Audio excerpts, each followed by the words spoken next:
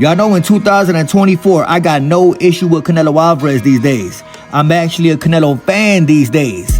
What I do got an issue with is fanboys disguising themselves as media members. For example, everybody saw Marcos Villegas post on Twitter earlier. The man did an interview with Dimitri Bivol and he manipulated the caption by saying, Dimitri Bivol admits that Canelo Alvarez hits harder than Arthur Beterbiev.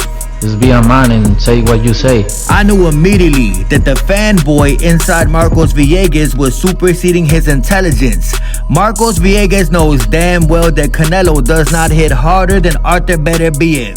So I went to go watch the interview myself, and clearly, Mr. Marcos Villegas manipulated the interview, or at least manipulated the caption, because Dimitri Bivol did not say that at all whatsoever. Beterbiev is not trying to hardest punch of his power, but Canelo is trying. Just as I thought, Dimitri Bivol really said that Arthur Beterbiev wasn't trying to load up on his punches. Canelo Alvarez was trying. That's why Canelo may have hit harder in their fight. But somebody like Marcos Villegas wouldn't know nothing about that. I got a question for y'all. Has Marcos Villegas ever stepped inside that boxing ring?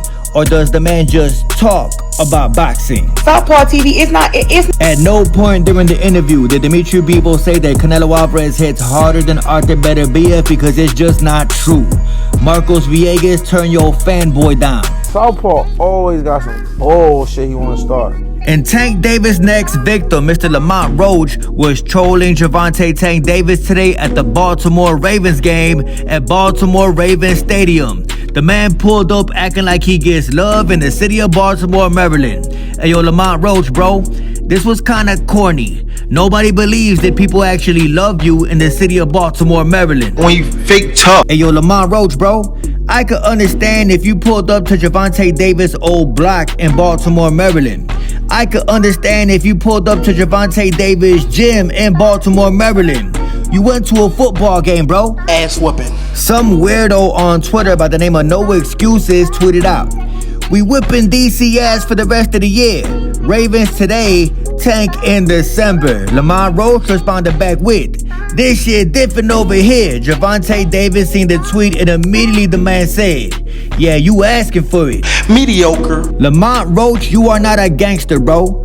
Pulling up to a football game with 100 million cameras around is not gangster at all whatsoever. He just a dumbass fighter. And shout out to Andre S.O.G. Ward, my favorite fighter out of California. A man of God, a real man of God. Somebody who does not use religion to get a bigger fan base. Andre Ward was getting trolled on Twitter today by Sergey Kovalev fans. That's right. It has been years since Andre Ward knocked out Sergey Kovalev, but the Sergey Kovalev fans are still mad about that. Or should I say Andre Ward haters? Believe in Jesus. Some clown by the name of Izzy Boxing on Twitter tweeted, "You duck both of these fighters." He talking about Bivol and Beterbiev. Andre Ward said who? The comment section? fuck you. I think Andre Ward is just now realizing that clowns on Twitter who never threw a punch a day in their life are always gonna say something crazy just to get your attention. A clown on Twitter literally got no life. They will go back and forth with you all day because they got no life. This dude by the name of Caleb Jack said, "That's what I said. Andre Ward stole a win from Sergey Kovalev." Andre Ward responded back by saying, "Ha, how you do that? Nah, the boogeyman lost, accept it." Cocaine isn't cheap. For those of y'all who can remember, the only round that Sergey Kovalev won against Andre Ward was round number 2 in that first fight when he scored the knockdown. Andre Ward won every single round after that, and in the second fight, he stopped Sergey Crusher Kovalev. Y'all gotta accept these things. Andre Ward is an all-time great. Not Devin Haney. And Tekashi 6 Haney, aka Mr. Call the Police when he cannot beat you inside the boxing ring. This dude had the audacity to retweet something from Victor Conte, his daddy.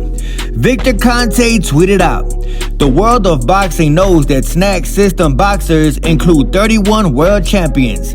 No one could deny the success that SNAC boxers have had over the last decade. Let the haters hate. Success begets haters. It's a part of being successful. How you like it? If you don't get your corny self up out of here, bro. What you basically saying is that in order to be a champion, you gotta get on that SNAC program. Kinda suspicious if you ask me, Mr. Victor Conti, the Tony Montana of PEDs. Steroids. It's crazy because Devin Haney is on SNAC, been on SNAC for years, and he still ain't got no punching power. God just didn't bless Devin Haney with the ability to punch. You remember the night you fought Tank? And I saw this last week on Instagram and I found it very interesting, but today it resurfaced on Twitter. Terrence Bud Crawford is calling out Conor McGregor for a potential MMA match and a boxing match. Conor McGregor admitted that Bud Crawford actually turned down an MMA match with him, but now the man may be reconsidering it. Everybody check out Terrence Crawford at an MMA gym today. Everybody know that Terrence Crawford got a wrestling background. We all know that in MMA, Conor McGregor just can't wrestle. How do y'all think a fight would go in the octagon between Terrence Crawford and Conor McGregor? We already know how it would go in a boxing ring. Conor McGregor can't box. No MMA fighter could box. But in an octagon, what y'all think will happen? Jake Paul is the face of boxing.